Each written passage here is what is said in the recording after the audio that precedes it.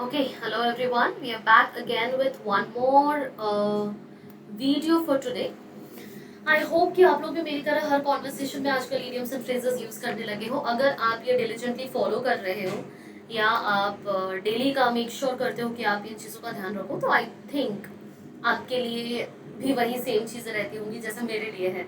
ठीक है, we tend to use this particular idioms or phrases in our conversations on a very daily basis. ठीक है, and this is a perfect way to learn vocabulary. ठीक है, now after we are done with idioms and phrases, हम move on करने वाले हैं maybe root words या फिर कुछ difficult words के साथ. Let's see what we bring up next. तो this would probably be the last set of idioms जो आज हम पढ़ रहे हैं, और उसके साथ ही हमने ऑलमोस्ट सारे इंपॉर्टेंट idioms जो हमारे एग्जाम पॉइंट ऑफ व्यू से इंपॉर्टेंट है या आ सकते हैं, वो सारी चीजें कवर कर ली हैं. अब इसके बाद हमें मूव करना पड़ेगा किसी और चीज में, because vocabulary is not just about idioms and phrases, और भी चीजें हैं. ठीक है, तो देखते हैं सब सारी चीजें एक करके कवर करेंगे. This was the last slide जहां तक हमने लास्ट क्लास में करा था. इसके आगे मूव करते हैं. And the first idiom for the day is cut no ice. Cut no ice का मतलब होता है fail to make an impact. अगर आप किसी पे कोई तरह का इम्पैक्ट नहीं बना पाते हो या फेल कर जाते हो किसी पे इम्पैक्ट बनाने से, देन यू से कट नो आइज. इसका मतलब होता है as I said, you fail to make an impact or make an impression onto someone. Example is your poetry cuts no ice with me. मतलब तुम्हारे पोएट्री से मैं बिल्कुल भी इम्प्रेस्ड नहीं हूँ, तुम्हारे पोएट्री से मुझे कोई फर्क नहीं पड़ता है, किसी तरह का इम्पैक्ट मुझ पे नहीं पड़ता है. ठीक है, आई डू बिलीव कि इसके साथ साथ आप दो और सेंटेंसेस अपनी तरफ से अब तो खुद ही से लिखना शुरू कर दिया होगा.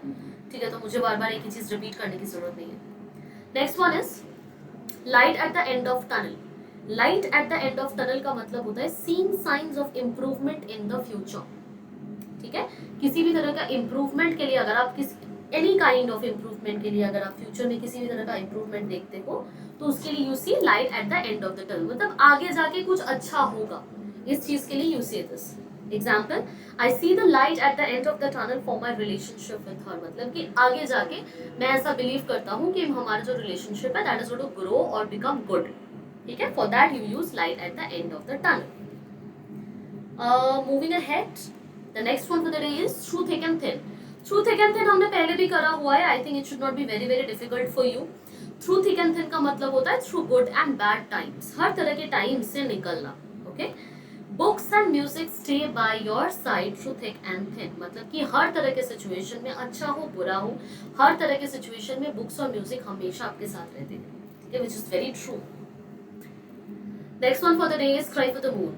Cry for the moon is to ask for something that is rather difficult. बहुत कुछ इम्पॉसिबल चीज हो गया या कोई बहुत डिफिकल्ट चीज है जिसकी आप डिमांड करते हो या पूछते हो किसी चीज के लिए, मांगते हो कोई चीज, तो उसके लिए यू से क्राई फॉर द मून.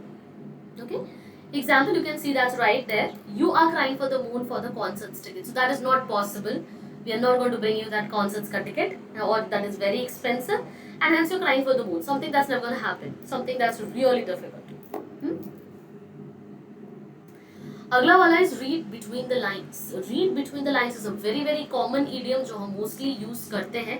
एक अच्छे English communication में या English language में इस idiom का use बहुत ज़्यादा होता है. ठीक है, इसका मीनिंग है understanding the real message behind something. किसी चीज के पीछे छुपा हुआ जो रियल मैसेज या लेसन होता है उसको समझना is reading between the lines. Example is, if you try to read between the lines, her song is actually about निजागर. ठीक है, so if you trying reading between the lines मतलब जो लिखा है वो तो लिखा है, लेकिन उसके पीछे का क्या मोटिव है या उसके पीछे का क्या लेसन या मैसेज है वो समझो, वो समझना is the main thing. And उसको रेफर करने के लिए आप ऐसे कहते हो कि लाइंस के बीच में पढ़ो या इस लाइन के ऊपर देखो क्या लिखा हुआ है.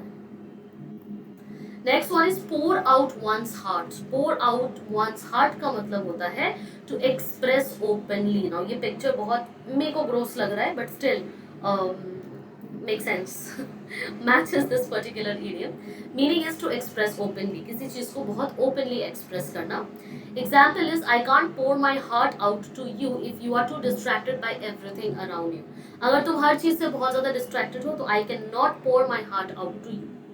ठीक है, means cannot express everything to you openly. ठीक है, बहुत ज्यादा express नहीं कर सकती. अगला वाला is a left handed compliment. A left handed compliment का मीनिंग होता है saying something insulting in form of appreciative words.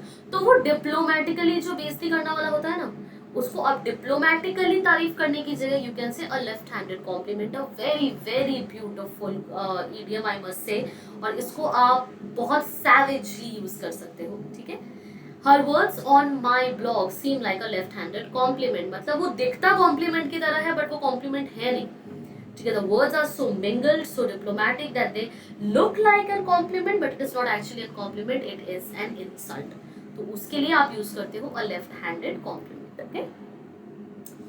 Moving ahead, we have once in a blue moon, which is very very simple and very known to us.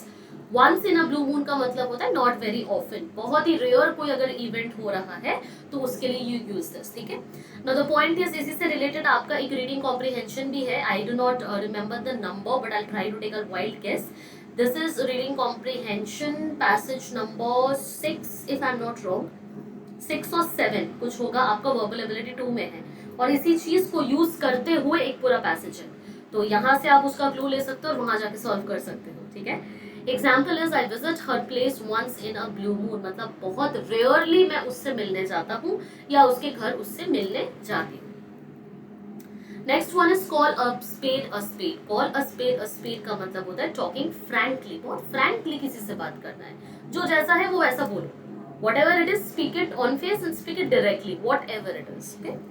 Example, I will not lie about it and call it a spade, ठीक है। जो जैसा है मैं बिल्कुल वैसा बोलूंगा, जो है मैं बिल्कुल वही बोलूंगा, उसी को कहा जाता है कॉल अ स्पेड।